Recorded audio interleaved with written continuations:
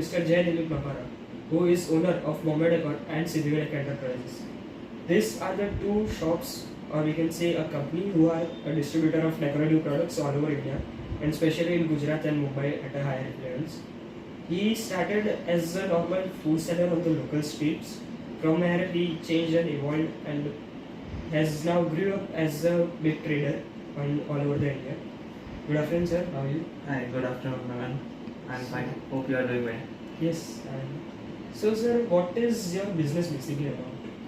So, we are traders in decorative industries used in furnitures like decorative products like laminate, charcoal, louvers, and sort of everything used for furniture basis. Okay. So, as per me, this field is very gender rated or is considered to be very small with respect to investments and margins. So, can you just give us an idea about what are the investments, returns, and all the efforts you need to put to make up this? I would just like to correct you that this is a very huge industry. Only laminate industry across is about of 3000 crores market cap in India, and even it is a very proud moment for India that India is the largest exporter of laminates in the world. So this is a very big industry and we acquire a very small part of it. And yes, of course, it requires a good amount of investments and profits are also good. The ROI on the business is good, much enough. But as it is of decoratives, so designs get upgraded recently, frequently, and you have to manage your stocks so the profits does not drain out in your dead stocks, and just also managing your overheads, that all makes a good profitable business. Okay, so since you gave us an idea about how big this margin is actually, while it is mostly considered as a small market, so for this you may obviously need a good amount of team. So, how much is the size of the team you are currently using? So as we have two depots, one in Bombay and one in Ahmedabad, and the Bombay depot is quite old, it's been around 10 years. So there are 15 people working under me in Bombay depot and 5 people in Ahmedabad. Okay, so since you are leading a team currently, we can say like that. So, what are the methods or what are the ways you divide the task? So to have a good business, you need to be a good leader, of course. So you have to share the work to your team, give them proper motivations so they complete their work, and also just keep a watch on them. Okay, so since you are saying that you divide the task among the teams, do you share or check the task they are doing? Yeah, it's very much important to check the task so that they are completed successfully and also within the time limits. So, as per your statements, we came to know that to make a business, you need a team to work with. So, obviously, as a normal human, all have a different perspectives and a different way of working or a different method to use. So, due to this, not always, but at a frequent times or at a frequent intervals, there may be conflicts or any problems due to various reasons. So, how do you resolve them as a team leader? Yeah, basically, it is a regular process of getting conflicts and staff making mistakes. So monitoring them, but the key method to handle any problem is to be calm. Let the environment be cool and calm. When the staff is cool and calm, we make them understand his mistakes, and yeah, in some of the conflicts also it's the same way. We just keep the calm environment cool and calm and make them realize their mistakes when everything gets settled down, so they can get it into their minds, and also they can make improvements for the future basis on. As per a normal human psychology, once you are made to realize your mistake, your mind will be upset or not be able to willing to do any work or any type of proper quality work. So After any resolvements of any problem or conflicts, how do you motivate your team to work more better and with more good quality? Yeah, that's a very good point because in business, your team is the main part. The team is your main backbone of your business. So to improve your business, you have to keep them motivated. So for team so it gets in different parts. So see, for in sales, we offer them some good incentives to keep them motivated, and for incentives they also push the sales. And for office staff, we frequently yearly we plan a trip, uh, fully office trips for them. And also in on regular intervals we make them watch some motivational speakers videos, and some guidelines also. Okay, so but like apart from your team conflicts or any team problems, there might be other problems which will affect your business externally. So how do you deal with unexpected challenges or daily problems arising apart from team building? Oh, yeah, there are many problems as we are into a trading business. We find many problems on daily basis. Just for an example, when we are in Bombay, uh, there is a huge problem of traffics on roads, and we have to supply the material on time. So stock management. So for that all reasons, we have to act as per the situations. What the situation demands, we have to act at the time. For example, delivering goods to the party on time, we need to manage that the tempo. We load a tempo, and a tempo gets started early in the morning, before the traffic starts, so the goods are delivered on time. Or if it's not possible in early morning, then we pick out some odd hours when the traffic is slow, so that material gets delivered on time. Okay, so my last question to you is any suggestion or any special tips for the upcomers or the youth generation who are opting or willing to join this courses? Yeah, definitely. I would like to share a small story on this. A story of a bamboo seed. Uh, if you sow a bamboo seed in the ground, you have to give him water, sunlight for 5 years. But till 5 years, it does not come up. On the sixth year, it grows vertically up to 24 meters high. In the 5 years, it has deepened its roots, so it grows up. So, to my suggestion to the youths is that don't go fast.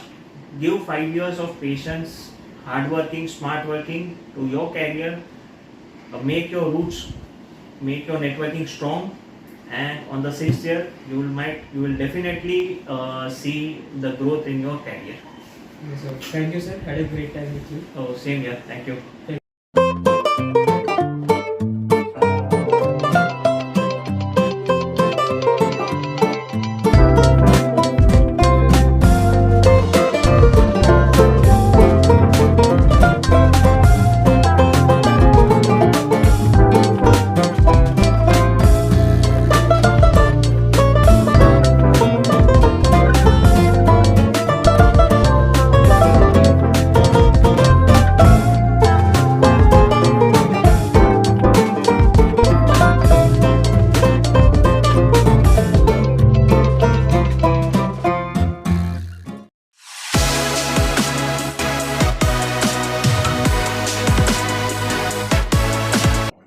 Good evening, everyone. Today I am here with Mr.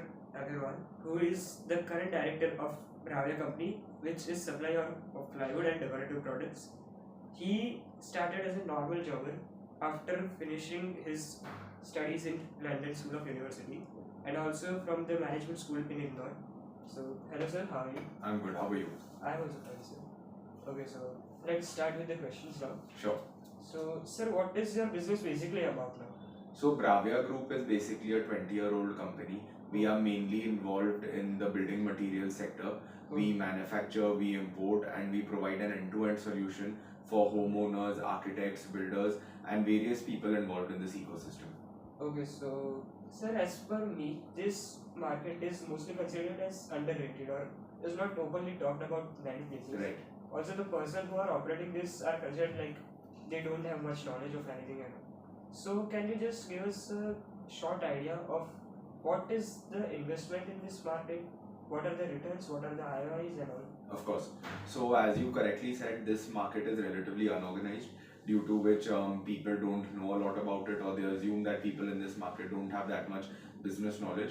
But with regards to investments, if we look at just a trading perspective, in a trading perspective, you would require maybe an investment of 2 to 2.5 crore rupees to set up a sizable business. That would involve investment in your stock along with investment in your infrastructure.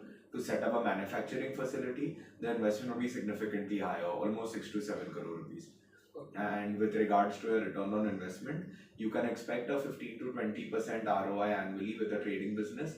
And for a manufacturing business, it is slightly higher, 25 to 30%, since you are assuming a higher amount of risk. Okay, so since to operate such a big business like you said, which is actually expanding in crores, not just in lakhs, you obviously need a team to do so. Right. So what's the current team size you're leading? So currently across all our group companies, we are leading a team of almost 40 people, and that involves our sales and marketing team, the team at our head office who manage the accounts and operations, along with the people at working at our factory and warehouses. Okay, so to lead such a big team, you actually need a very stable mind and all. So how do you delegate the task between them to make sure that everything runs smoothly in your system? So, as the promoter of the company, it is our responsibility to understand the strength of each and every team member, and we try and align the responsibilities of everyone with their strengths, because we believe that work should also be enjoyable for people and not just a routine task that they have to fulfill every day. Okay, so for example, if there are difference in the perspectives while working with one person and the other, obviously it might be as normal person, and then that will make arise in the conflicts. How do you resolve them actually? Conflicts are inevitable in a workplace, since everyone comes in with different objectives, they have different ways of working. So, firstly, we remind the team that the collective objective is to fulfill the purpose of the company, and then we try to teach them that they and their co-workers are all working towards the same goal, and other people might have different ways of working, but it gives them an opportunity to learn, to improve themselves, and maybe do something in a faster way than they were currently doing. Okay, so as per a normal human psychology, which until I understand, after realizing our self mistake, we won't feel any, mind to work on something, or we just feel like just dozing off now. So after all these conflicts, and when you are operating such a big empire, you need to motivate them. So how do you motivate your team after all this? Of course. So to motivate your team, it is very essential to recognize their hard work, to recognize the targets that they have achieved. So we follow a lot of KPIs, key performance indicators. KPIs are handed over to the teams. If it's a sales person, they are given monthly, quarterly, annual sales targets. And on achievement of that, they are commended in front of the entire team. They are provided incentives. In the same way, today, if it is an operations team member, they are given targets that they need to maybe reduce costs on a monthly basis by 1%. When they achieve that, they are given recognition for that. They are given job growth prospects for that. So, recognition and reward are two ways of motivating people to work harder. Okay, so since we are talking about the teams, let me ask you one more question. How do you share the task or check the task you are giving to a particular team? Like, if you are providing a task to the sales team, how do they share tasks between each other, and how do you check the task? So we basically create a flowchart for the same, and an organizational structure is created where from the management creates the objective of the company and what the final goal is. Then they divide that into smaller tasks which are handed over to the senior leadership. The senior leadership is given an objective, which are then broken down into smaller tasks and handed down to the smaller team. So tasks are broken from a macro level to a micro level till it reaches the final executor.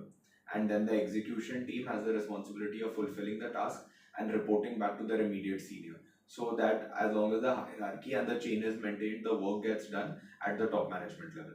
Okay, so you like everywhere you follow the hierarchy strategy. Right. Also, out of the leadership problems or the team you lead, what are the other problems you think mostly this market faces? This market faces a problem that there is lack of innovation. People are not willing to accept change, not willing to accept technology, and they're still working in orthodox ways. If the market has to become organized, we need entrance of few new brands, and for the market to not be dominated by a few big players. So the market is growing, but at the same time, the market needs to grow in an organized manner, and we need to modernize it instead of just working how it worked 20 years ago. Okay, so like if you are having your own company and you have to face any unexpected problems or the problems which are out of your reach or out of your thinking processes, how do you tackle them every day? So we are living in the 21st century where we have access to the internet, we have access to artificial intelligence. So we tend to use these kind of platforms to give us an idea on how we can solve problems. And more than that, I feel that I like to speak to people who have experience in this market or have experience in the business, because they have probably gone through the same issues during their times and have resolved them successfully. So we learn from their experiences, and along with that, we combine technology to come up with an efficient solution. Okay, so do you think that this market will grow at a very high levels in the future coming times? Definitely, the building material sector is a very positive space to be in, and with the Indian economy growing so strongly, the housing market always grows proportionately with the GDP. So we are expecting a strong uptick in the demand, and our company, since we are investing heavily into R&D, product development, marketing, we are expecting strong sales growth over the next 5 years. Okay, so my last question Sure. is any suggestion for the upcoming youth or the youngsters who are willing or opting to join this market? What should be their mindset for this and how should they prepare themselves for it? Okay. So anyone willing to join this market, they have to be extremely patient, because there is no overnight success in this industry or any industry for that matter. They have to be open to innovation and change. You need to be on your feet to identify new designs, new trends, and stay up to date with the same. Because if you are lagging in the market, you will lag in your sales and in your growth. So be constant with trends, keep on updating yourselves, and be willing to work hard. There is no shortcut for that. Okay, so thank you, sir. Had a great time talking to you. Thank you. Also got a lot of the knowledge.